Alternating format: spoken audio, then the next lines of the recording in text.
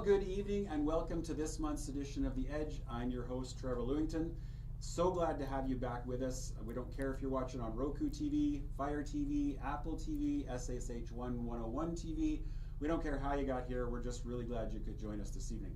As you know, on the third Thursday of every month, I'm interviewing community and business leaders across Southern Alberta that are having an impact on our community, on business, and on the region.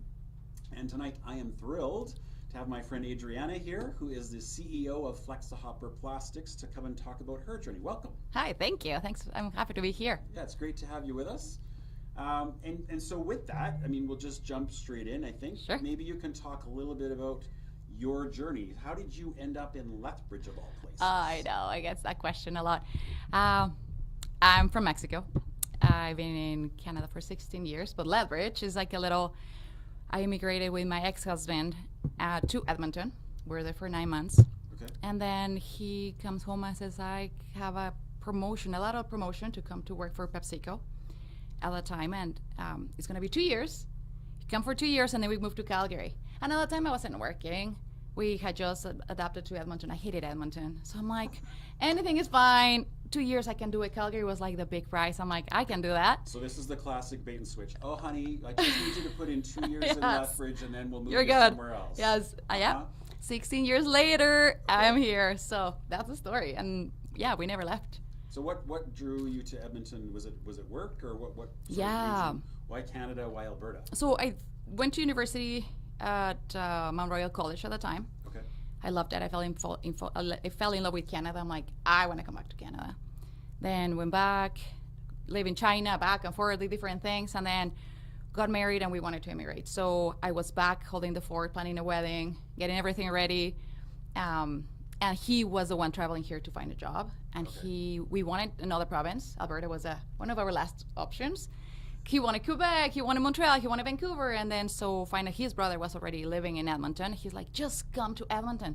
And yeah, sure enough, he lands in Edmonton, and the week he had a job, that was it. Like, it was very, very quick and easy to find a job at that time in Alberta. So Amazing, right? I mean, you're employed, you relocated, boom, Yeah. you're off and running. yeah, so I just came to Edmonton. I'm like, yeah, my application process was still, because I was sponsored, it was taking longer than we thought, so I wasn't working. So then it didn't really matter what I was. Like, Okay. I was, Edmonton, Lethbridge, like I hated the winters, they were bad. So then coming to Lethbridge was like, yeah, I can do that. Yeah, 2 years. Giving up Mexico. Yeah. To even a Lethbridge winter, even though Lethbridge winters are pretty mild, it's still Oh, not no, Mexican. that's what my kids say every time we go, but why did you decide to move? Remind me again. Yeah, there's more to that, but yes. Yes, kids, I chose this. Yes, yes, fully aware of it too. Yep. Okay. Yeah. Awesome. So 16 years later, I mean, it's often a challenge, especially in smaller, medium-sized cities like a Lethbridge, to retain professionals like yourself. So, I mean, we lured you here with the promise of 2 years and maybe some false promises.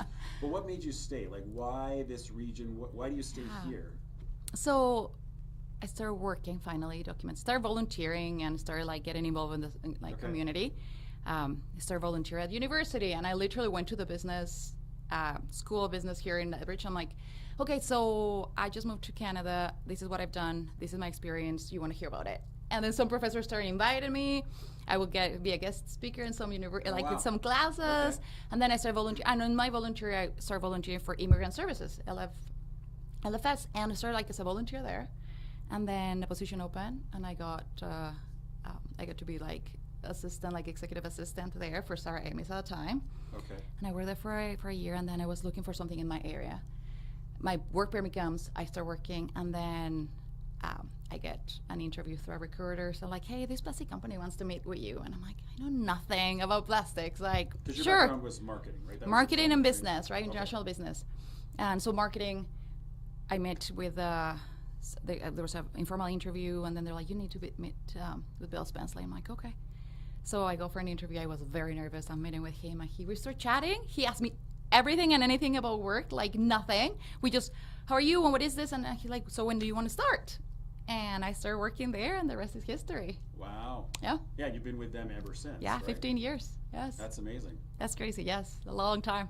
So did you have your career arc was international business, marketing, you're now the CEO of Flexahopper Plastics. Mm-hmm. So is that always the goal in Adriana's mind, or is that sort of just the how Evolve of like that's sort of the path that sort of? It's a crazy path for sure. Like Flexahopper Plastics Lethbridge, the industry what I would have never thought, right? In hindsight, like I always knew and thought I wanted to be in a leadership position for sure. Like I remember, like I grew up in a very patriarchal role. So dad would come work with his briefcase, and mom would stay home. And I remember like seeing dad come and go, and he was always wearing his like suit, and I'm like, how will it look like for the roles to be opposite? Like for mom going and dad staying home. Like it was always like I need to work. I want to do more. I like something. I want to lead people, and like I love being with people. I love leading people. So these roles started evolving. Like started with marketing, created their website, and then started growing a little bit more into like advertisement and this, and then the role evolved to like sales, and then very like crucial people at that time were like 30 years in the company quit. So it was like the role was thrown. I'm like, you go, and I took it, and then I went and rolled with it and created a new team, and then just the things like everything evolved to today. Like it's been crazy fun and exciting, and yeah, everything, a little bit of everything has been. Sounds like you've been sort of exposed to just about every aspect of the company by literally being thrown into the fire a little. Yeah, that's exactly what happened. I'm like, I don't know, but we'll figure it out, and we'll figure it out. And like Bill and I had an amazing story that, so people were leaving, and a person, like someone quit on the spot, and then we were like, okay, we're fine. And then we're having this conversation. I walk into the office, close the office. I'm like, such and such is leaving too. Like something is happening, Bill, and we're just laughing because we've seen it all. Like you see a whole transformation of like people that were together for a long time. Change starts happening. Many of them knew things were going to change.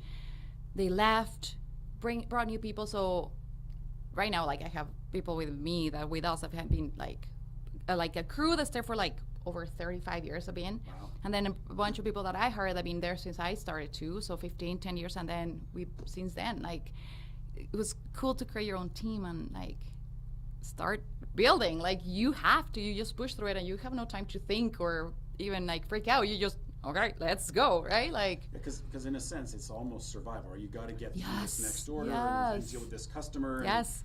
Yeah, so and so might have left, but no one cares. You just got to figure out how to. Totally, like you're in school and you're like, hello, and like yes, things are happening, everything's on fire.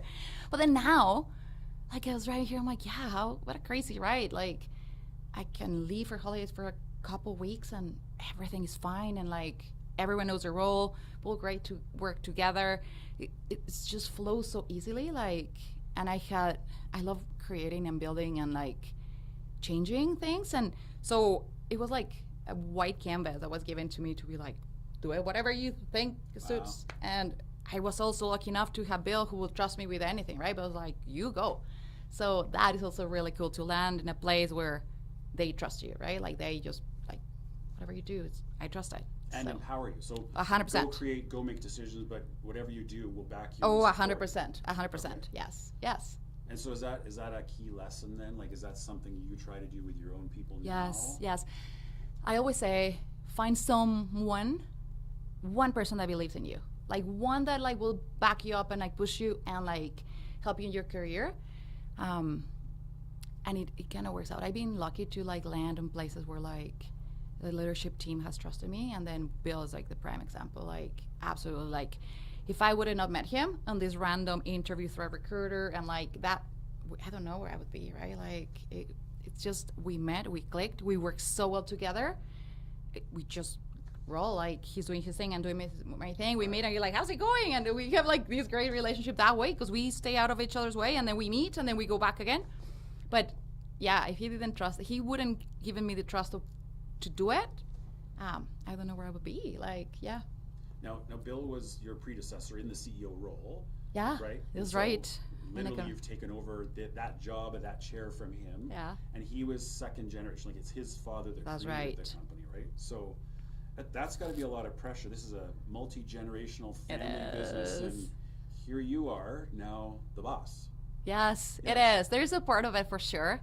But Bill has been great. I've never made me feel that way. Like he ran it for so long after his dad, and then he ran the business, and then I just started like slowly taking, and he was like letting go slowly over, like it's been 15 years, right? It's been a like long transition that to the point that right now we have accounts and customers that we're not during his time. Like new clients, like there's really few that are still like solid from like when Bill was the CEO.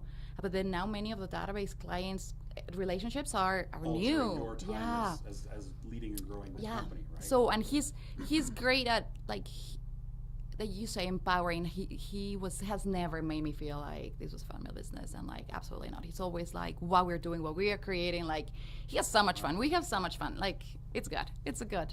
And is Bill still involved today? Like, yeah. Okay. Bill is like involved, like probably not on the day-to-day operational side, but like R&D and then creating. Like so, why we work so well together is because Bill, he's like innovation and like future visionary, right? Like he sees like this is where we're gonna go, and then I like give it to me and I'm gonna land it. Like I like so that's the way we work. So sometimes I'm like I don't understand. You have to explain that better. And then when I get an idea, I'm like okay. Can fly with that. Run, and then put it together and go. Yes. Oh, 100%. Okay. Yes. Yeah, I've seen Bill in his lab and talking to me about some of the crazy things he has in mind, and I'm like, I don't understand a word you said, but okay. Okay, thank you. Yes. Yeah, yes, totally. Okay. That's Bill. So I feel better that the person that also works in the business and knows the business also doesn't understand where to start. So that's good to hear. Yeah. No, you're not the only one. Okay. Yep. I mean, so maybe I'll back up a step. Flexahopper Plastics is a rotomolder. Yes. And many of our viewers are often from outside of Alberta, outside of the country, and obviously rotomolding is an international business. But can you explain a little bit about what exactly is that? What do you yes. make? What is Flexahopper? I love explaining it. Yes. Because I've said Flexahopper to a few people when we do tours, and they're like, "What's a Flexahopper?" Well, there's actually a thing. But maybe you can walk us through kind of what you do and how the business sort of what markets you serve. Yeah. So the best way of explaining it is any large hollow plastic part is rotomolded. Okay. So how we do it is like it's a mold that is a hollow. Let's think of a sphere. So you have one side, you pour the resin, the powder, then you close the mold and it goes inside the oven. And in the oven, it like rotates in all the axes. So it's rotating and the resin is melting, adhering to the sides, spreading, attaching. And then once it's melted and all over evenly around all the inside of the mold, pull it out and then you cool it either with water or with air. Once it's cooled down, then you just pull the part out. So it's large parts, and it's also the difference between other processes is we are one part at a time. So this is, you don't mess up with the resin at the beginning, so we're very strong, like water tanks, for example, like solid big parts. Usually our parts like will substitute like steel parts, right? Instead of steel tank, you have a plastic tank. So many covers that are made out of steel, you can make them out of plastic, things like that. Injection molding, it's like you're literally injecting. But like if you see like, let's think of a bucket. You see the bottom of the bucket and it has like a circle with a little dot. You know it's injection molded. Okay, yes. So that's the telltale. That's how you say, exactly. You're like, I'm looking parts around. Because sometimes. And rotational mold then would have a seam where the two halves of the mold meet. Yes, yes, exactly. So large, even buckets can be used in our process because sometimes you need the resistance of like the hard impact properties. And injection of buckets, for example, is going back to that, you make hundreds per minute, like just shooting plastic and injecting and pressurizing. But it's fragile. It's a different process because you already melted the plastic, you're injecting at high pressure, and you're like cooling it really fast. So molecules get all like excited, what's happening, and they never bond again properly, so they're very fragile. That's like the big difference on all the process of like ours. So people are like, why do you make like 1, 2, 3 tanks? It's at a day or per process per cycle. It takes time, right? Like you're baking it, you're taking it inside the oven for 60 minutes, you're pulling it out to cool it for you're getting even 10. Coverage, yes, you're managing temperatures to strengthen the curve of like understood. Okay, so that is we don't mess up with the properties of the plastic, but at the same time it's like more of like a slower process that way. Now if I remember the story right, and again apologies to Bill if he's watching, because the original company was making plastic hoppers that were used in grain devices, right? Yes. And so that's where the company gets its name. Yes. Okay. Yes. Is that still a product, or is it now tanks and other like has it evolved, or is that still like the core thing that the company does? So it's funny. It was a hopper that goes on the bottom of an auger to catch the grain. So you took like the leftovers. This farmer came and he's like, "This is out of metal. It's heavy. You got to do something." So they made them plastic, and then so there was a Flexahopper. And then, because he was flexible and he was a hopper. I don't know, 57 years, yeah. Hopper. Exactly. And then they made 10 different types of hoppers, big, side, diameter, longer, shorter, all the types. Okay. So when I started 15 years ago, that was probably like, hoppers were, I don't know, like a big chunk, 40% of the business. Like those hoppers sell like everywhere. Like, so now we still sell a lot of hoppers, agri hoppers, everyone, like if you go to PD Mart or all these big distributors, they have in the green, the yellow, the blue, we stuck to the colors, they're still there, but it's not our main product anymore. Like we diversified on other industries, but for sure, still made, not the original, not so much because the augers changed, right? So it doesn't fit the same way, but we Same have principle. a same principle of like a line of hoppers that we carry, yeah. Okay. So I mean, large water storage tanks I've seen in your yard. Yeah. I mean, there's obviously plastic can be used for anything, but what is sort of the main product line that you make today? So we have diversified so much. It was like in the early years when I started, it was the summer was dead. Like it was like water tank season will end, and the summer was slow. We diversified, and then we've taken now doing a lot of custom. So we are either helping other rotomolders rotomolder parts, so they trust us with their brand. Wow. And we manufacture for them, which is great because like that's a big responsibility. You're manufacturing for someone else's brand and you're distributing them on their behalf. So we do a lot of that, and we do a lot of custom parts. So someone comes to us and be like, I'm making this out of steel and I don't know, and so we guide them. Totally. And we're like, well, not like this, but like this, and like those are my favorite. Like you start creating, it takes like forever to close the sale on those, but like you're creating and you're like, no, it doesn't work like this, how about this? And you're creating and going back and forth, and then you see the parts, and then so many tanks of like there's trucks out there that you see on the street that they like used to have like big metal tanks, and now they have water tanks, and we went through the whole process of like changing them to plastic, and like custom is a lot. It's a big one. Like once people find us and they understand what we can do and change, it like evolves in many things. Like it's not always only one, especially with steel. There's a lot of labor involved, right? And it's expensive. It dents, it cracks, it like rusts. Like, so once they understand, they love it. Like, but there's a lot of myths about plastic too. So we need to like inform them and like a lot of education understand. of the customers, I would imagine, Totally. on Yes. what's possible, but also here's the good, here's the bad. Here's the expectations, and like there is like shrinkage is one that like people are like has to be identical. I'm like, you won't. No, you have to have a 3 plus minus % shrinkage, or this part's not for you. You have to. So they understand but then you convert them, and it's like you can see like you just get a part. You don't need 20 people to build that tank, for example. It's just the tank is there, and then just install it. Like it facilitates the process. So it's cool. Yeah. It's really diverse. So it's never the same industry. It's never, I'm going to, like, training for sales is hard, right? Because it's not, we go to the fishing industry, we go to waste and handling, we go to water management, like you have to know about all these industries.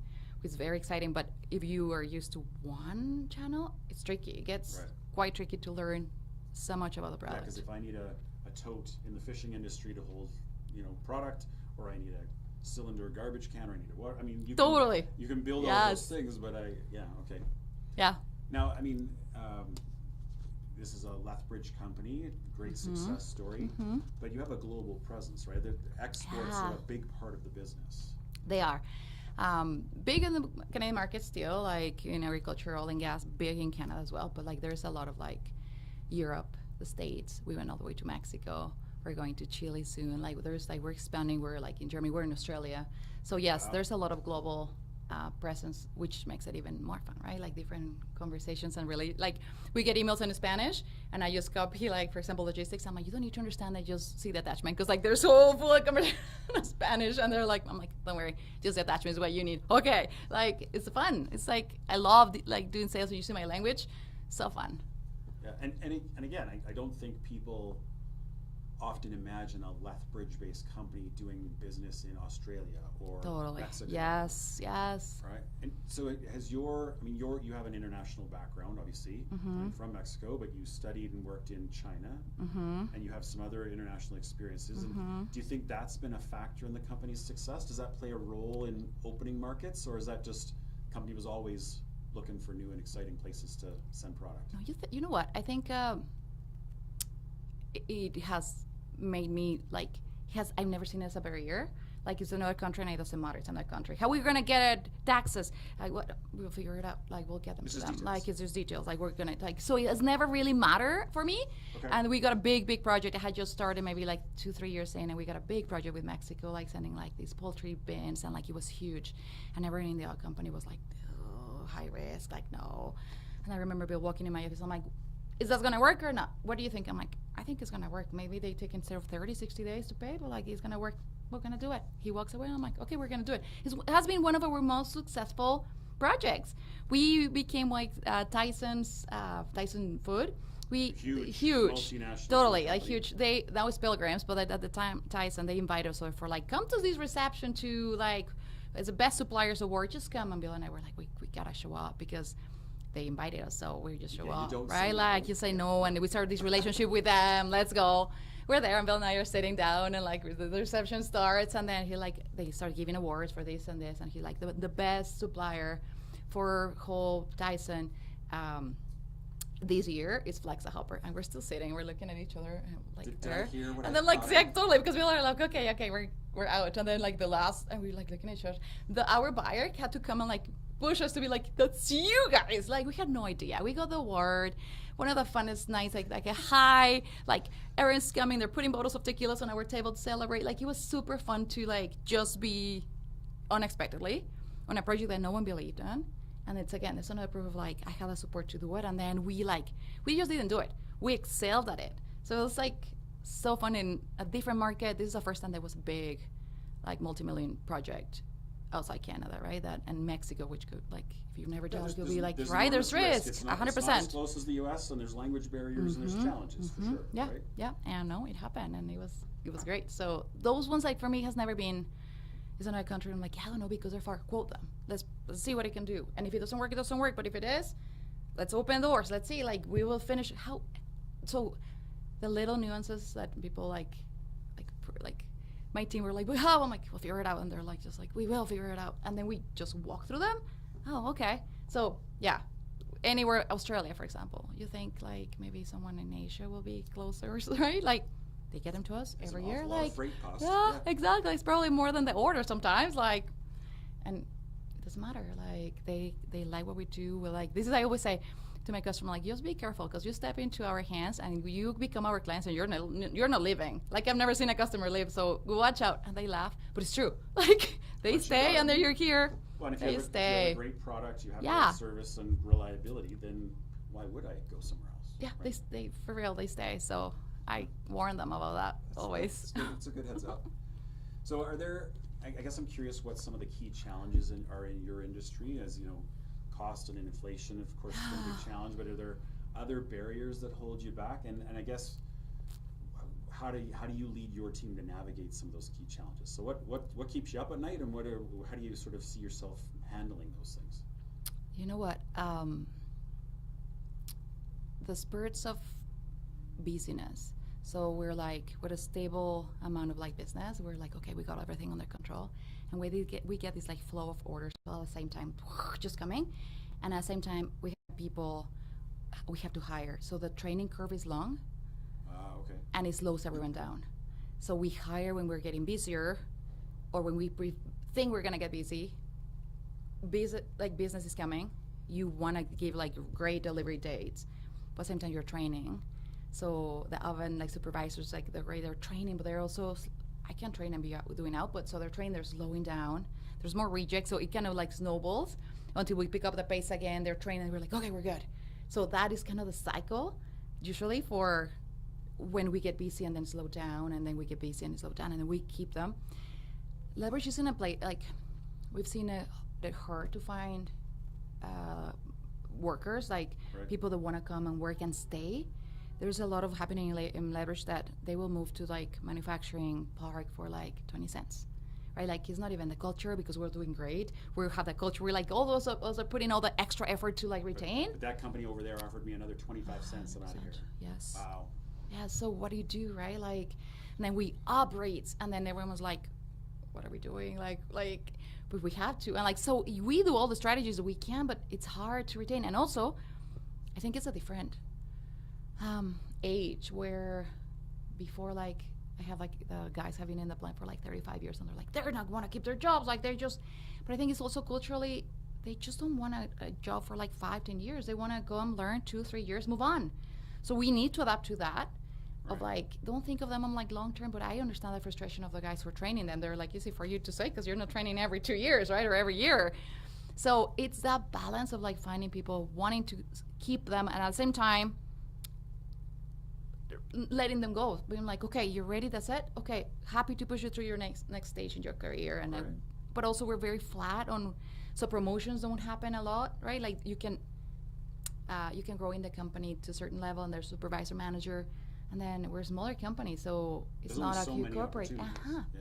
So then they will go and look for something else, and that's, I think, people is what matters the most. People is what keeps me awake the most. I mean, you know, I would say this respectfully, but it is a hot environment because of the ovens. It is manual, physical labor, 100%. moving these molds and resins. Yeah.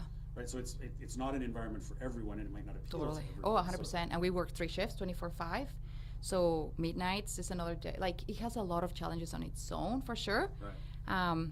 So yeah, it's hard. You need like a very specific personality to want to do like the physical, and you have to want to be challenged by, okay, your goal is 4 rounds, how many can you do? And you have to be driven by that like there's guys who are like, I did 5, and like you want to get going, but if like goals is not your motivator, then you're in a hot environment carrying heavy equipment, it might not be your gig, right? Like so I mean, obviously hiring, recruiting, retaining workforce, big challenge. How do you lead your team? How do you convince these poor trainers that are seeing this revolving door? How do you keep morale? What have you done to sort of lead your team through these key challenges? Yes, I think many of them were here like on the operational level were before me. Like I came in, and then it was new leadership, someone on the floor. Like so, now they know. Like I'm there, we're checking, we're connecting, we're having these meetings, we're gonna go all to this trip that I can't say where because it's a surprise, but we're all like, pack your bag, we're gonna, like, I need to see you here at 4 o'clock because we're leaving tomorrow, and we're gonna go on a plane, and we're gonna take, like, just trips and connection matters. Okay. Trying to motivate that way, like connection and you matter, what you do matters, and what you do, it's important, and like that part is communicating the goal of what it is. It's not just putting your 8 hours and go like, this is what happened, this is the impact of what you did here, right? This is what you created, this is how it affects the customer, here's how, I mean, just I guess informing people how they play a role in a way. Yes, and then showing them like, this is what the customer thinks, this is how happy they are, or how angry they are. It's good to know. Like, that happens at Flexahopper, but ever, exactly, they know too. Yes, it's like that communication, and also it's a generational thing, like, so supervisors, managers they're older, like 40 up, right? So families and responsibilities are different, so they hold their job with more pride. It's like different, right? And then entry-level positions is kids sometimes out of school, out of high school, university, they're like, what is this? We want to learn, right? Which is different, and we start seeing changes when we hire a little older, they already have families and responsibilities, then they tend to stay longer. That is one of the critical parts too, right? But if you have family, you're usually not looking for a job, you're already settled somewhere else. So we get the new kids, hoping they get married and have kids and never leave us. And find, the rewards in the career. Totally, like they're like, okay, this job I like, I want to keep it, I want to stay here. Right. Rather than like, it's not good, I was too tired today, and there's nothing, you don't have to feed anyone, right? Like, it's easy to walk away. That is like another part where people are like staying because they like the job and their families and they want stability and they want to be part of something. Then this is when we see more people stay. Okay. Well, and to be a part of something progressive. I mean, I think Flexahopper was probably the first large industrial solar installation in Lethbridge, right? I think it's 40-ish% of your warehouse roof is covered with solar panels. So that was, especially at the time that it was done, that thing was like leading edge. 100%. So. I mean, what prompted the company to go down that pathway? No, that's all Bill. We're gonna like Bill. That's like, this is Bill Spenceley's idea for sure. Like he was like totally like go to like capital stability and doing it. At that time, we had so many investments and so many projects coming. I'm like, oh no, and then we had this like, okay, let's go, let's do it. So this was 2017, and we're like, okay, we're gonna do this. So it was before renovating the offices, before anything else. He's like, no, we're gonna do it. Before government funding, before like.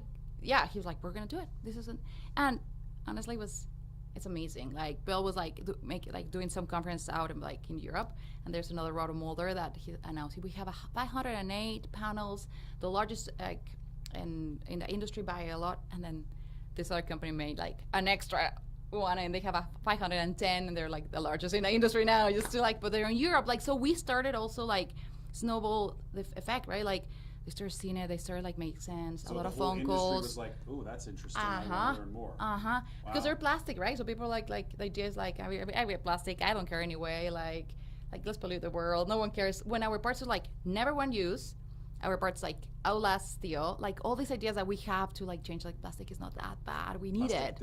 We actually need it. Yes, material, exactly. Right? So when we add the green side of it, and then the rest of we have solar array.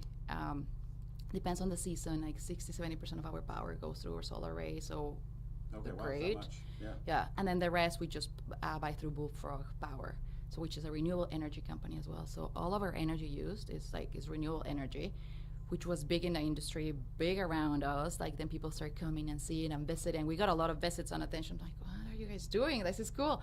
So then, yeah, it was.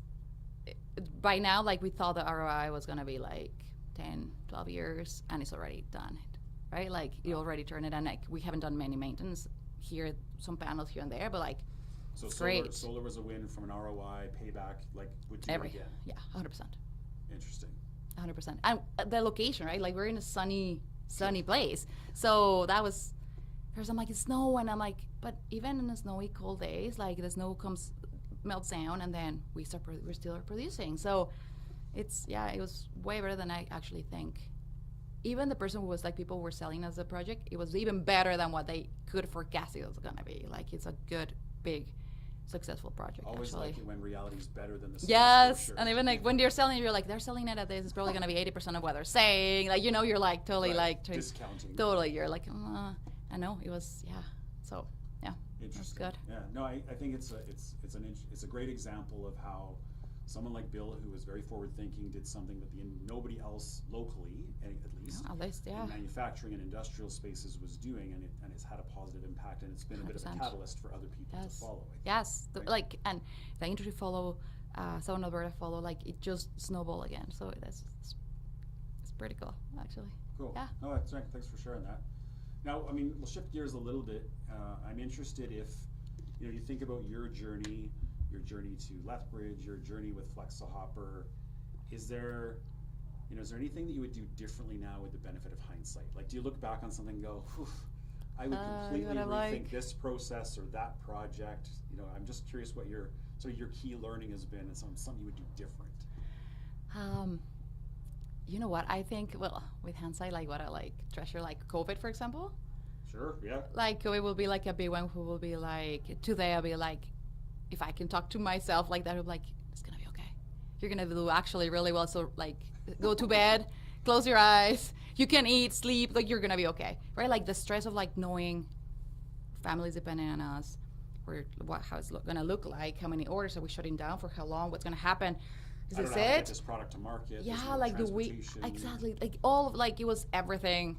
Like I think back, I'm like, that's actually funny. Like everything collapsed. I'm like, that. Friday was like that. There's no school. Monday, everyone canceling orders. Like, so in hindsight, I'll be like, it's gonna be okay. Like, hold on. Like, you're gonna be okay. That kind of it. Also, like, hindsight of, in many years, like now it'll be like, have fun. Like, don't take it so seriously. Oh, okay.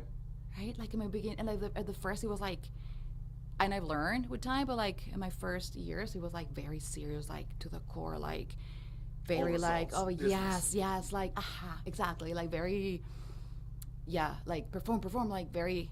And with time, is like, okay, now I can like, okay, have fun, enjoy that journey, enjoy the process, relax. It's flowing, like it's working. Like don't try to control, like go, like all those things. Like I think hindsight will be those two, like. It's gonna be okay. Like you're gonna be fine. It's gonna be fine. But I mean, COVID must have been extremely stressful. Yes. To your point, yes. You've got all of these families and employees relying on you for their income, and you literally don't know what's going to happen the next day. Like I can totally understand how that consumes every ounce of energy. You know what I realized? Like they announced on the radio, like there's no schools, something, and they like literally like I am sitting, driving, and I hear the announcement. I'm like, okay, and then I like. Get home, and I remember checking my phone, and my cell phone had 34 missed calls. And I'm like, what And I start checking, and messages going crazy. I'm like, what are we gonna do? How are we gonna work? I have my kids. What are like everyone like? So everyone's looking at me like, what are we doing? I'm like, I just heard yes, like, and I'm like, I just heard this message too. I have no idea. We'll figure it out. But this was the weekend. I'm like, and now what? And how? And who's gonna like right? Like, I know, get creative. And I'm like, I remember that weekend was like, okay, what are we gonna do? Like, that part was. Yeah, scary responsibility, like the family's like, also health, right? Like I was probably one of the only manufacturers when I went very like, this is a mandatory vaccination policy got in place. Oh, okay. And that was a tough one for on a leadership level, right? Like people loved it or people hated it. And I knew in that area I couldn't be in the gray. Like I had to be here or here. Like, so implemented it. Bill and I had discussions like go for it, and so it was very firm. You have till this date, get vaccinated. It's like PPE.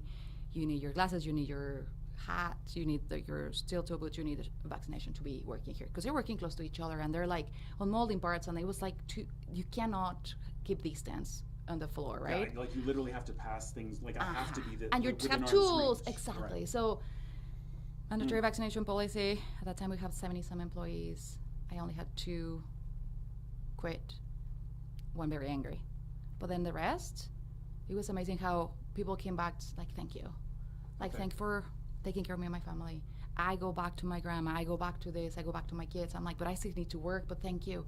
So like that, like it was like a cohort of like people, like it was different. The vibe changed. Like we were all scared and worried of COVID, but at the same time it was safe because we were masks and vaccinated. And like we never had an outbreak, we never had to shut down through the whole pandemic ever. Like we were like very strict, cleaning, disinfecting. Like everyone followed suit, and everyone was keeping. And we put it over in the screens. We were like keeping you safe, your family safe, everyone else's family safe. Like you might be fine, you're single and going home to nobody, but like you're working with him who has grandma at home and kids at home. Like we did a lot of awareness, but that's one of the tough ones leaders, right? Like they didn't like it. People, it was a lot of questions and a lot of phone calls, like 100%. There's a lot of questions around, is this even legal? Like, 100%, yes. I end up in lawsuits 6 months oh, to a yes, year from yes, now, right? yes. It was like, and then in hindsight, you're like, okay, it was fine. Like we went through it really well, but at the beginning, I was like getting phone calls and why, and like people were curious and what you're doing. And I'm like, I knew it couldn't be, it was a yes or a no, and it worked. Thankfully, it worked, and the results were great and everything. But that's a hindsight there. I'm like, okay, it's gonna be okay. Like everyone's gonna be fine. We're gonna be all safe. We're gonna be good. But it wasn't. At that time, it was scary, right, and hard, and a lot of unknown. Yeah. Now, I mean, you talked about having fun and maybe not taking things so seriously. I always joke with people. I take my job very seriously. I just don't take myself very seriously. There's a balance in there somewhere. Yeah. But I mean, you have kids of your own. You're a very busy executive growing this company.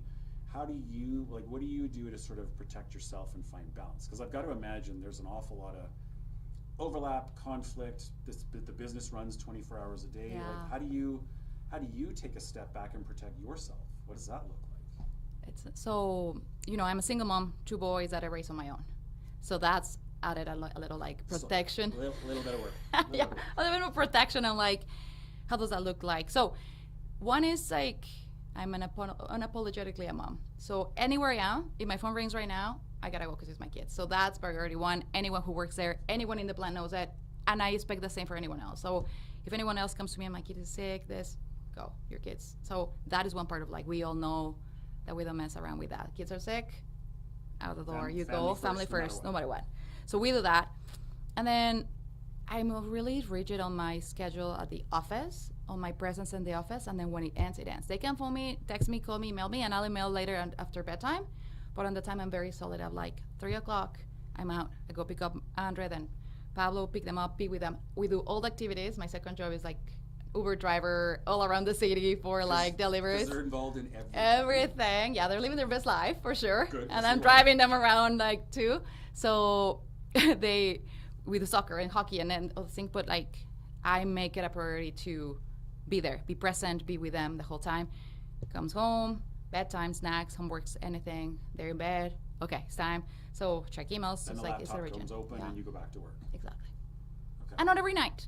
Some nights like I was able to like, it's not, sometimes I'm like, okay, that's because I know next day I have to like, there's I'm stopping some decisions from happening if I don't move them, right? You become the bottleneck, realistically. Yes, and I hate that. So I'm like replying emails, computer comes out, night, or they're very early emails, and then we will go back again into that. So separating both, it's important. The boys understand where I work, where I do, but like there's no phone call from work in front of them. There's like, it's very separate, like very. Good for you. Yeah, it took me a while to learn it, but it's always been very clear that side. So, and I'm lucky enough to have the flexibility to be able to put it away and then come back to it later.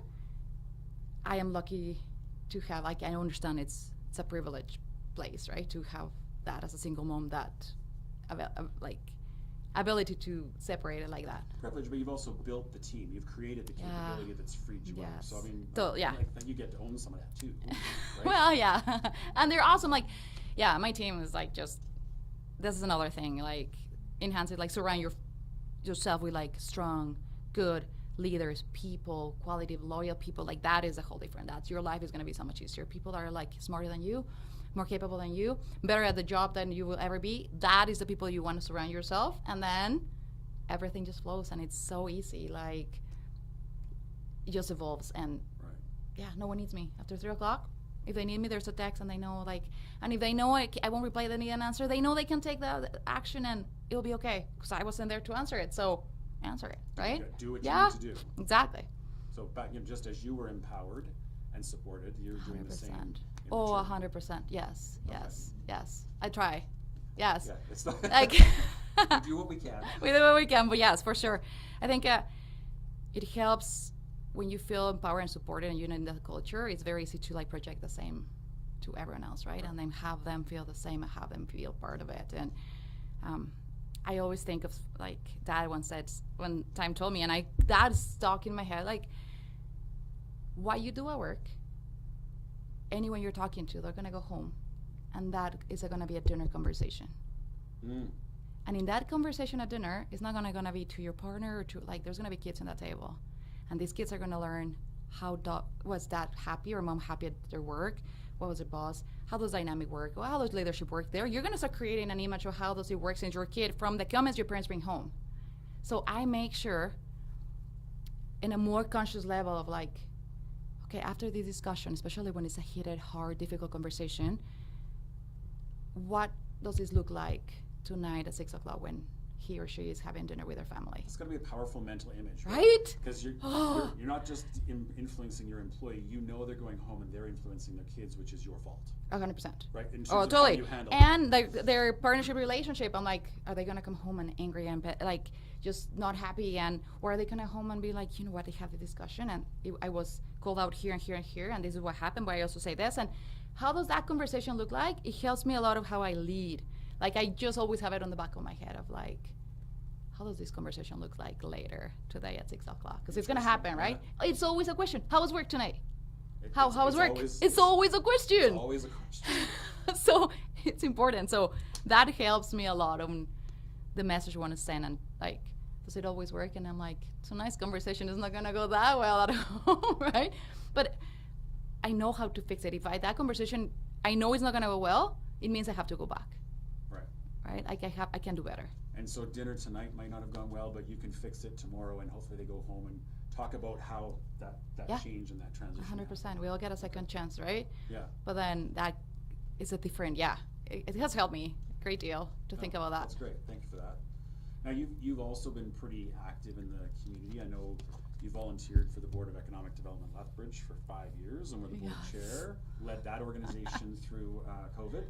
You've also been very active in giving back to the university. So maybe, both financially, but also in terms of your time through the company. So talk to me a little bit about community involvement and how you see that as part of the leadership journey. You know what?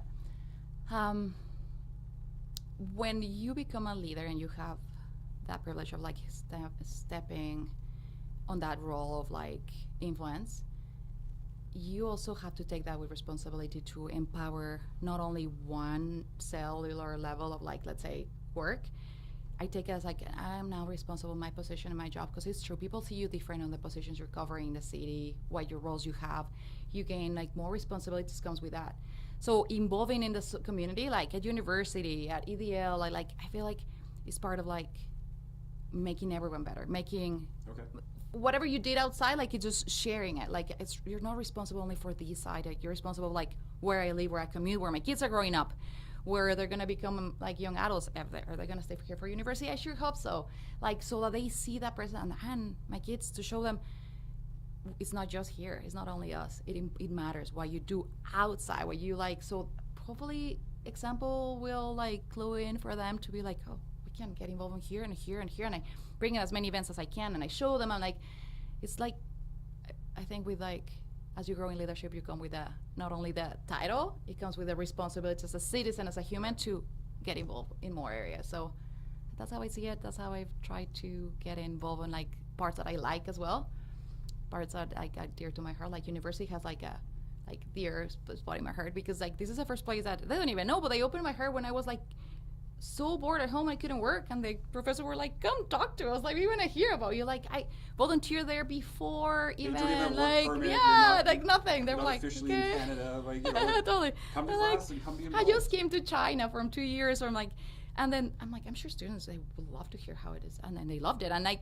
but from like ever. So now more so now from a different perspective, right? Like time, like roles change, and I'm not like just a landed immigrant. Like I had experience now, and I can go back and give back, and like it's just giving back and coming, like a whole circle, right? Of getting involved. Yeah, it matters. Well, and just watching you talk about it, you're obviously energized by doing that. But how else do you keep your energy up? I mean, kids, single mom, this growing business, community involvement. How do you stay so up and so like how do you recharge? How do you take care of yourself? Yeah, there are better days than others. I'm like, how do I do that? I forgot. No, you know what? I recharge. Weeks are busy, but the weekends is usually something I want to do. So, and it's like, it looks like a run, it looks like mountain biking, it looks like reading a book, it looks like some silence for me. So carving time, it has to be like time for me to do something like simple, like reading a book in silence with no interruption is like, I don't know, it just fills me up like so much. And I'm like, okay, no one needs me right now. It's like very, very conscious on, I need to be making the effort to like the gym and my time and carve it, because I show up as a better person everywhere. I show up as a better person at work, with my kids, with my friends. Like I need to. So I'm better some days than others. Some days, like some months are like, oh, I haven't missed the gym one day, and some others I'm like, I could like help on my attendance a little. No, let's not talk about my attendance at the gym last couple weeks. But life ebbs and flows. Totally. But that's like a central focus for you then, is that wellness, health, activity kind of. So yes. I'm being very like carving time and booking it. I'm like, it's there. It's happening. It has to. Yes. And then the boys are getting older to a stage where like Andre will come work out with me. And that's my favorite, right? So before me watching soccer and like watching like, which it's fine. But then now it's like, you want to go to the gym, and he's like lifting with me. It's awesome, because I'm like, I am getting my workout. He's doing it too. You're like, we're doing something cool together. Mom and son time. Totally.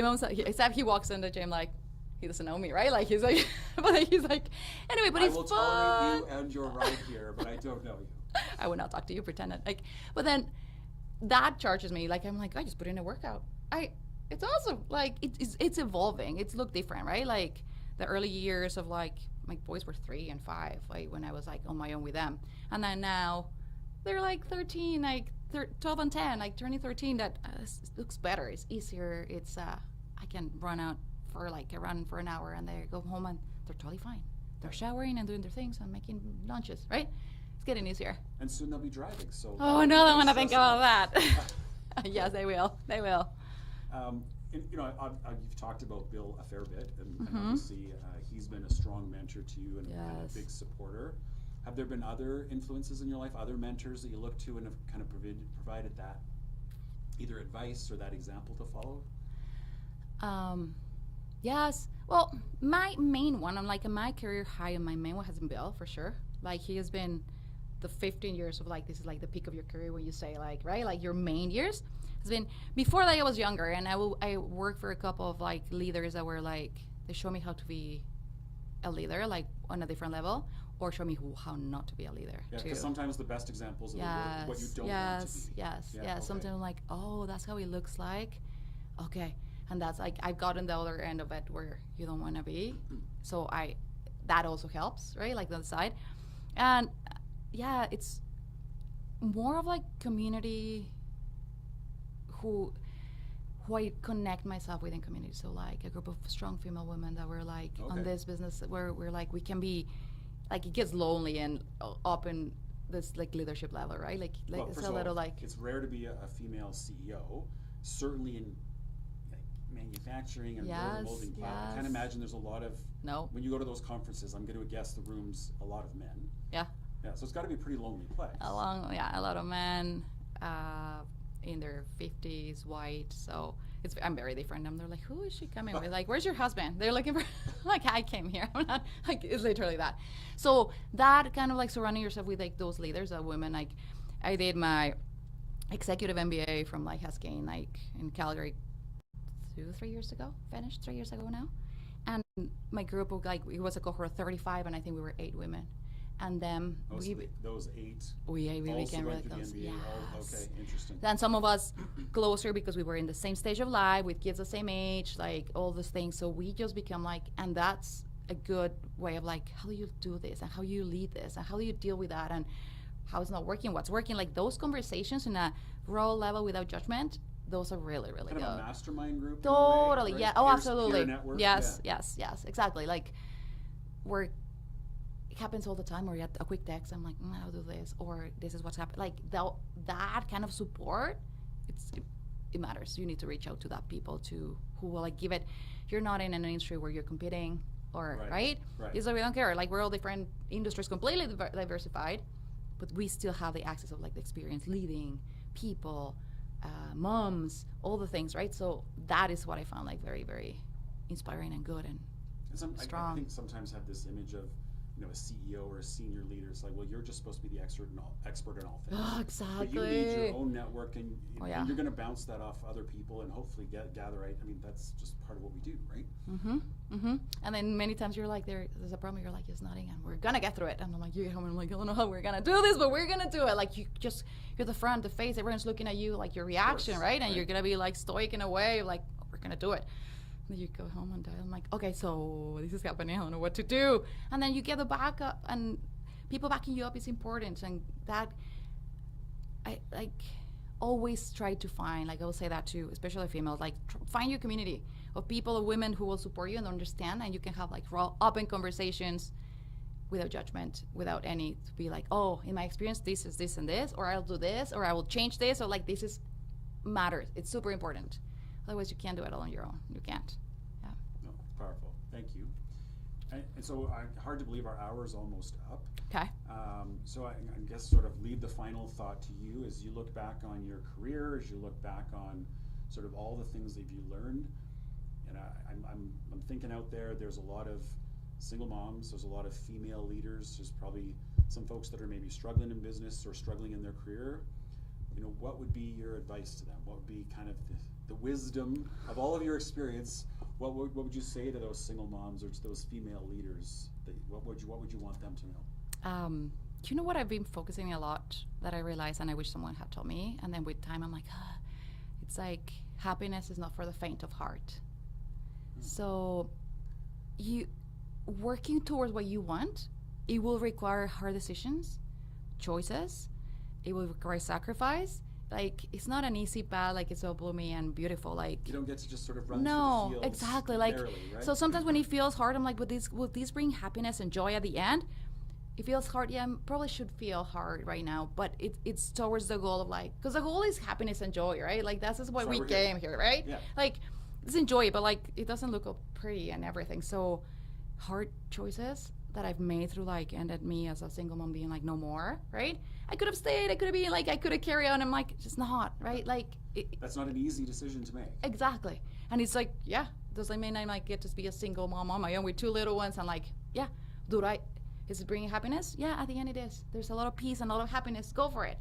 At work too, growing business, like it's just gonna be better and yes, it is. But is it gonna be easy? No. Is it gonna be tears in the process? Yes. Like absolutely, like on everything, right? Like so every time like I feel like this struggle, I'm like, okay, repeat to myself, happiness is not for the faint of heart. Like go through it, fight through it, and you will get through it. But the result is always happiness, right? Like if you're aiming towards that, then you'll get there. Awesome. Thank you so much for thank you for the sharing time. your story and sharing that. Happiness is not for the faint of heart. You've heard it here on The Edge on Jess TV. We'll see you next month on June the 20th when we interview another amazing leader and learn their story. Have a great evening. See ya.